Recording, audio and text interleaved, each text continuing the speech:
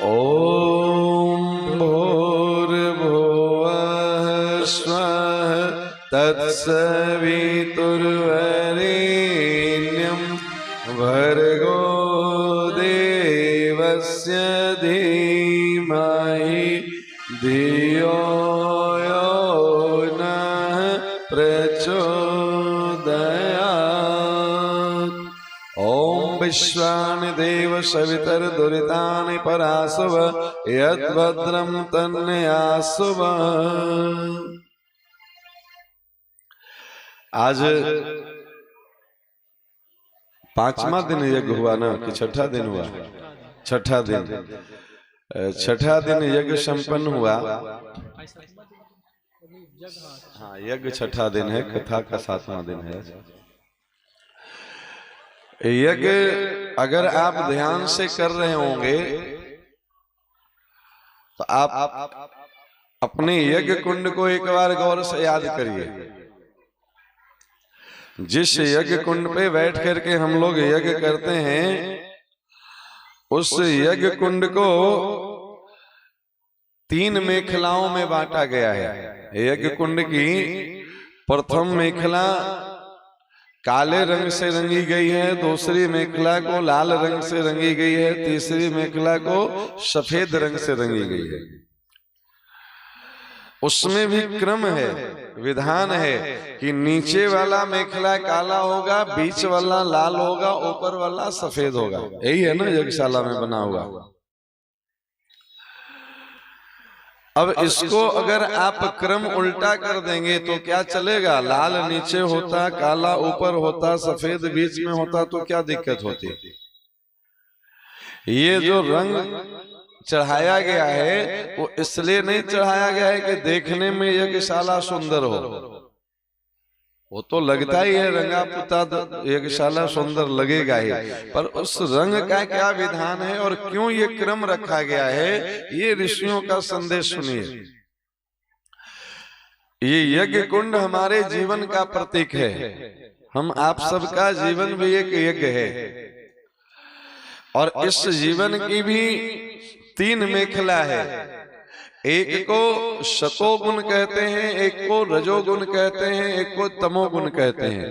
त्रिगुणात्मक शरीर है। इस शरीर में 3 गुण भीतर पाए जाते हैं। उसमें सबसे ज्यादा तमोगुण है, उससे थोड़ा कम रजोगुण है और बिल्कुल थोड़ा सी मात्रा में सतोगुण मिलेगा। आप नीचे वाला व्यास नापें, काला जो मेखला है तो उसकी चौड़ाई सबसे ज्यादा होगी। नहीं, ऊपर वाले उजले वाले को देखिए तो उसकी चौड़ाई कम है कि नहीं है? तो सबसे ज्यादा फैला हुआ कौन सा मेखला है? तो काले रंग वाला। उससे थोड़ा कम है लाल रंग वाला और बिल्कुल वो दोनों से बहुत कम है सफेद वाला। ये क्या है? हमारे जीवन में तमोगुण बहुत ज्यादा भरा होता है, रजोगुण भी बहुत पर्याप्त मात्रा में है, सतोगुण थोड़ी मात्रा में होती है। लेकिन उस क्रम को फिर से ध्यान देखिए। तमोगुण भले बहुत विस्तार लिए है, रजोगुण बहुत विस्तार लिए है, पर सबको दबा के रखा है सतोगुण।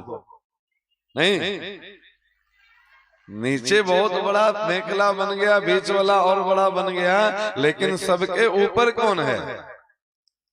सतोगुण है ना। तो सतोगुण अगर रजोगुण और तमोगुण को दबा के नहीं रखेगा तो 84 लाख योनियों की यात्रा करवाएगा। ये फिर अन्य कीड़े मकोड़े पशु पक्षी बनने की तैयारी करवाएगा। और अगर सतोगुण के प्रभाव में रजोगुण और तमोगुण रहा तब फिर ये भगवत प्राप्ति करवा देगा। इसी जीवन का दोनों लक्ष्य है।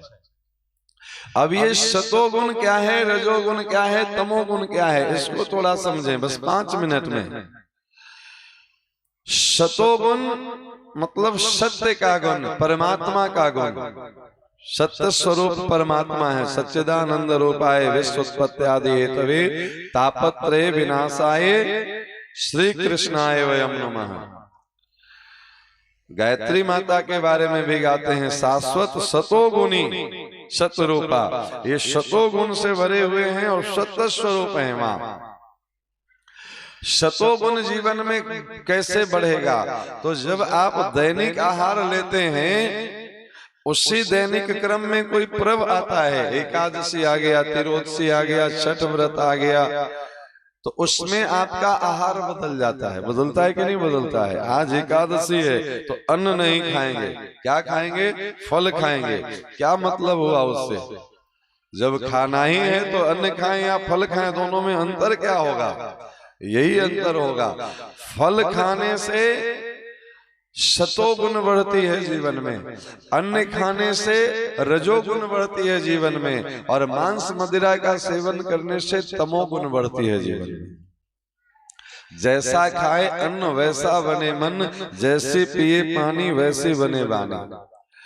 हम आज एकादशी करेंगे, तिरोदशी करेंगे, तो आज भजन में मन लगना चाहिए। तो भजन में मन लगे उसके अनुरूप हमारा भोजन होना चाहिए। इसलिए आज अन्न नहीं खाएंगे। अन्न रजोगुनी होता है। रजोगुनी क्यों? अन्न को हम सीधे सीधे नहीं खाते हैं, उसको बनाने के नाम पे बिगाड़ के खाते हैं। कहने के लिए तो लोग कहते हैं भोजन बनाने जा रहे हैं, पर उसमें 90% लोग भोजन बिगाड़ने जाते हैं। जितना मसाला नहीं खाना चाहिए शरीर को उतना मसाला डाल देंगे, जितना तेल नहीं खाना चाहिए उतना तेल डाल देंगे। मतलब जो शरीर के लिए उपयोगी नहीं है वैसी वैसी चीजें मिला देंगे और कहेंगे कि भोजन बना करके लाए हैं। बना के लाए हैं कि बिगाड़ के लाए हैं? आप भोजन को बिगाड़ रहे हैं, भोजन आपको बिगाड़ रहा है। जैसा खाए अन्न वैसा बने मन। भोजन में उतनी ही वस्तु मिलानी है जिससे वो खाने योग्य हो जाए, उसका स्वाद बन जाए। समझे कि नहीं? तो उसकी एक निश्चित मात्रा है, उस मात्रा से जितना ज्यादा से ज्यादा प्रयोग करेंगे वो नाम बस बनाने का रह जाएगा, बाकी काम बिगाड़ने का। अब भोजन बनाने के जगह बिगाड़ने लगेंगे तो वो आपका मन बिगाड़ने लगेगा, अब मन बिगड़ने लगेगा तो भजन बिगड़ने लगेगा।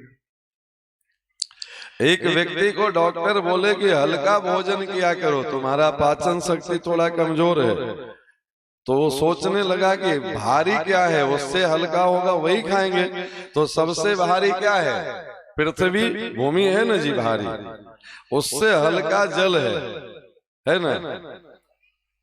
पृथ्वी पे जल पृथ्वी से हल्का है कि नहीं है? जल में पृथ्वी डालें तो डूब जाएगा। इसका मतलब पृथ्वी भारी है, जल हल्का है। और जल से हल्का क्या है? तो तेल।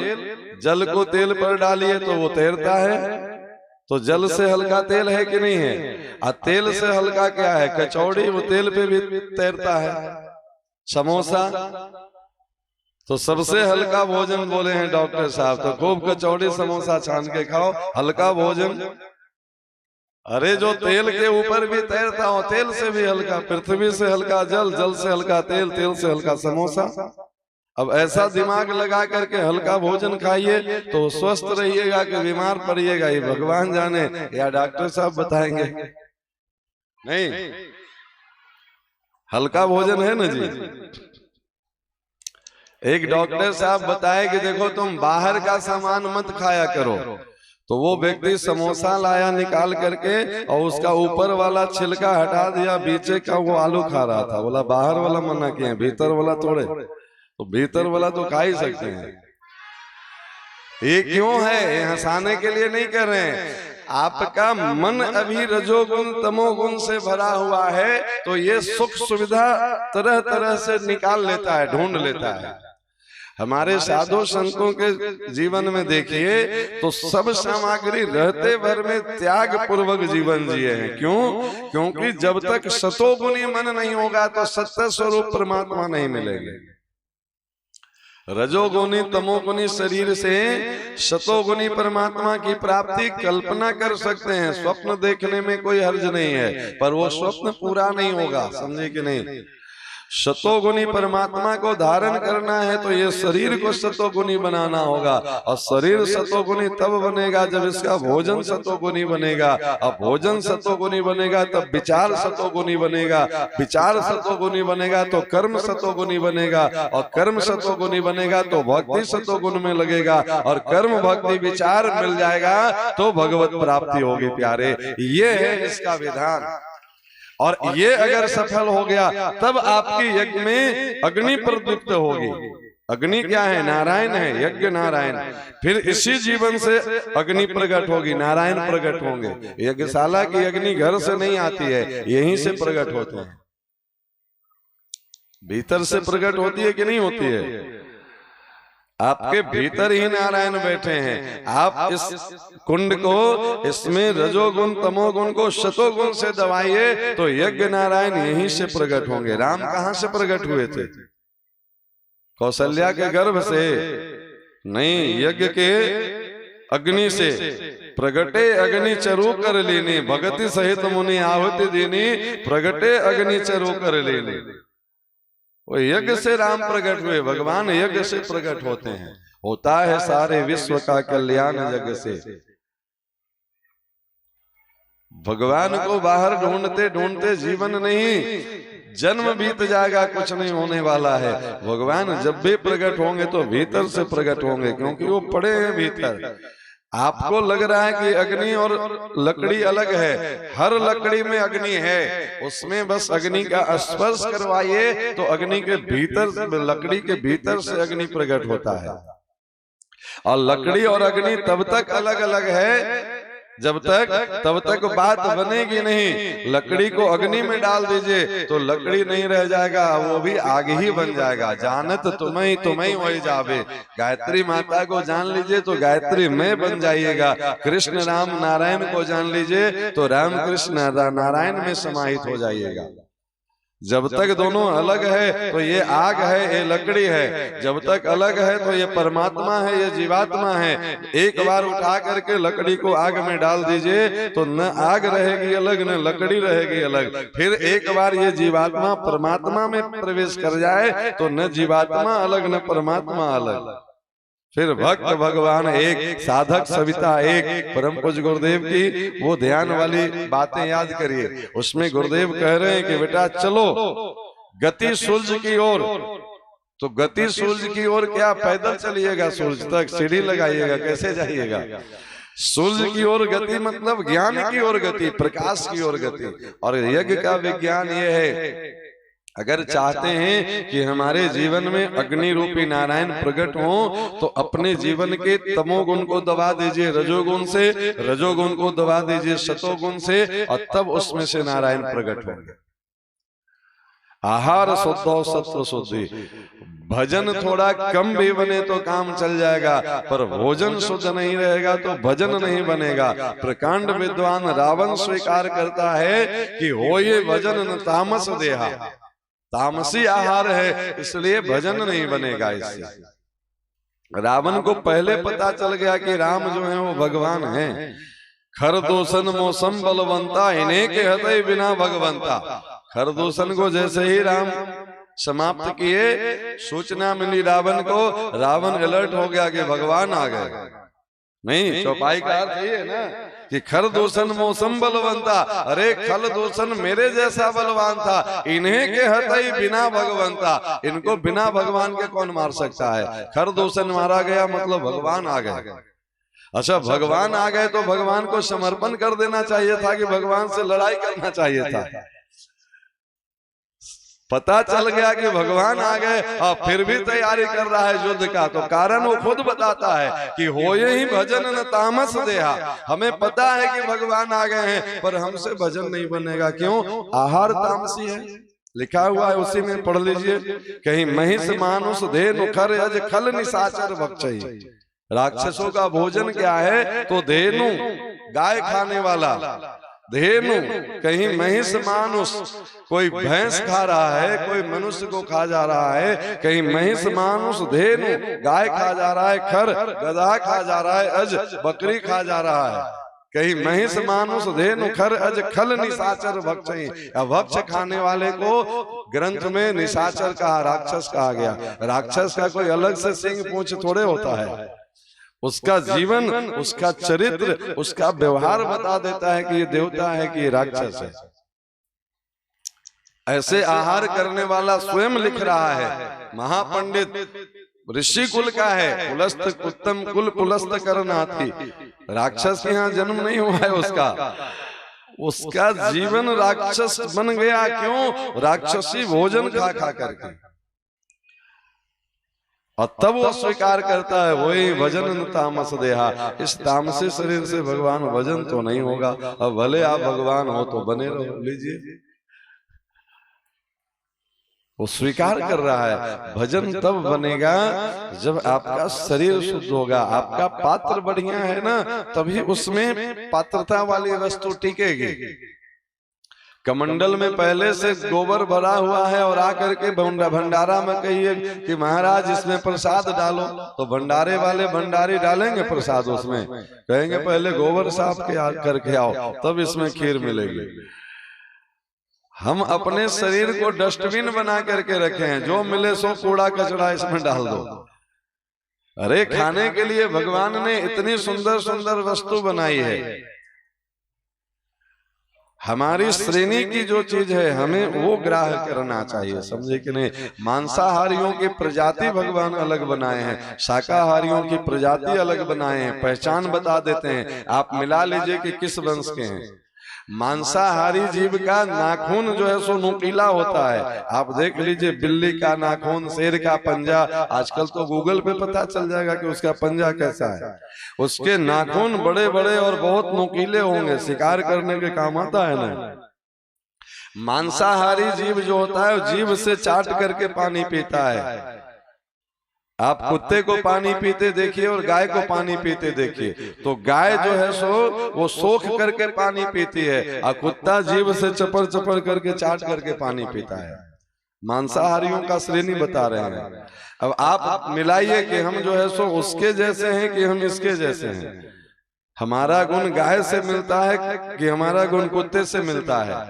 और जब हमारा गाय गुण से मिलता है तो हमारा भोजन गाय जैसा शाकाहारी होना चाहिए। हमारा गुण कुत्ते से मिलता है तो कुत्ते जैसा मांसाहारी होना चाहिए। आत्मनिरीक्षण हम करें कि हम किस रूप में आए धरती पे, भगवान हमको किस लायक बना करके भेजे हैं। दोनों की विशेषता सुन लीजिए। गाय को महीना दिन भूखे रख दीजिए, उसके बाद भी उसके नाद में आप मांसाहार रखिए, वो नहीं खाएगी। और शेर को 2 महीना भूखे रख दीजिए, उसके बाद हरी हरी घास डालिए, वो नहीं खाएगा। समझे कि नहीं। एक पशु पक्षी को भी अपना ज्ञान है कि भगवान हमें क्या खाने के लिए भेजे हैं। एक मनुष्य है, इसको कोई ज्ञान नहीं है, जो मिले सो खा लो। फल मिले तो फल खा लो, मांस मिले तो मांस खा लो, मुर्गा मिले तो मुर्गा खा लो, बकरा मिले तो बकरा खा लो, उसके बाद खीर मिले तो वो भी खा लो। हम हैं क्या, हम ही को पता नहीं है। गुरुदेव का एक बड़ा सुंदर बुक है, मैं कौन हूं, आप पहचानिए। देखिए आप मिलाइए कि हम राक्षस के कुल के हैं कि देवता का कुल के हैं। और अगर गलती से भटक गए हैं दूसरे कुल में तो वापस आ जाइए। इसीलिए तो यज्ञ है। यज्ञ का कर्मकांड यही तो बता रहा है। कल ही बताए ना, कल सुने ना आप, बाएं से दाहिने क्यों हम करते हैं न्यास। जो रॉन्ग साइड में है उसको राइट साइड में ले आइए।